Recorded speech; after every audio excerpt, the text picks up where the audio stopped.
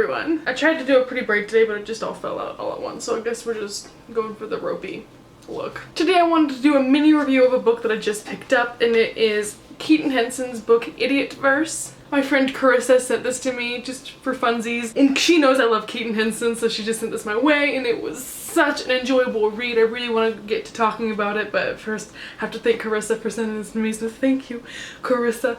I loved it. If you're unaware, Keaton Henson is a singer. I really don't know how to describe the genre other than like acoustic, very relaxing, soft but depressing music. It's what I play whenever I read or write, or it's very contemplative and quiet and soothing music. He writes about relationships and love and heartbreak and being an artist, and I think the reason why I love him so much, other than the quality of his music, is that he has severe social anxiety, which prevents him from being able to play many concerts. So first of all, he writes about anxiety in his music, which just speaks to me because I have anxiety. He used to record his music in his room, and he released it that way, and so getting fame has made him a little bit uncomfortable. So the fact that he has released this and given us more things that I crave, I'm just ecstatic about. So I read this in one sitting. All of these poems are about relationships and London and his feelings and longing and desire, and it's so amazing. I want to talk about my deep thoughts with these. I gave this book 5 stars,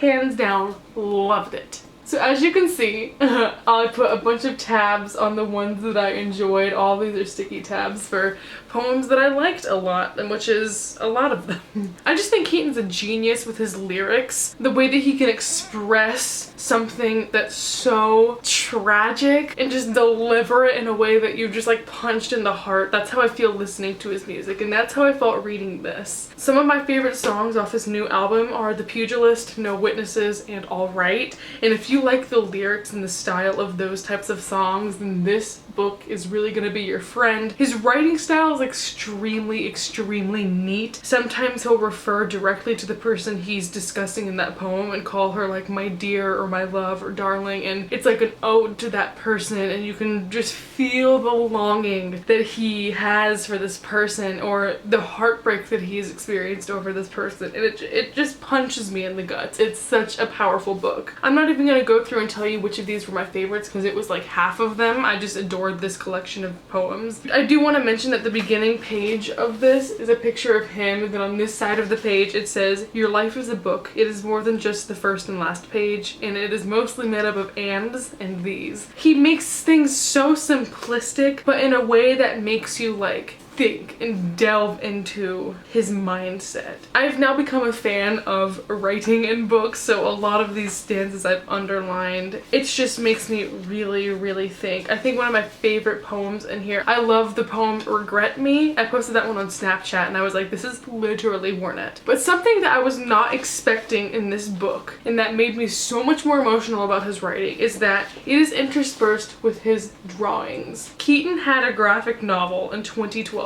that was the limited edition called Gloaming. I found out about it too late and I couldn't get a copy, but he is a very interesting artist who, you can't really see that because the window is right by me. He has penciled in art in here that just makes it feel like this was his personal copy of his poems and he's just doodling around them. And his art is a lot of the times incomprehensible, just sometimes lines or like this. I don't know what that is, but just the way that the pencil strokes are is just so meaningful. Like, that sounds so stupid. I'm like, oh, the way that his pencil looks. But in reality, like, I can feel what he was feeling when he drew these, and I can feel what he was feeling when he wrote these poems, and the way that he can just transfer that emotion from his body and his soul to a page, and me thousands of miles away, I pick this up and I feel that same heartbreak that he felt. I think he just has an extravagant talent for this, and I wish this was 500 pages long. I'm gonna read a little bit from Regret Me because I think that's one of the most memorable poems I read. "Who watches while you dance, my dear? Who whispers softly, are you well? And softer still in moonlight spell, I'm lonely, my love, come and save me. Who listens to your collars turn, your sleeves drip red as arms and hands reach, desperate for escaping sands, I'm lonely, my darling, don't break me." Just the way that he makes the rhyme and the flow of it and the imagery,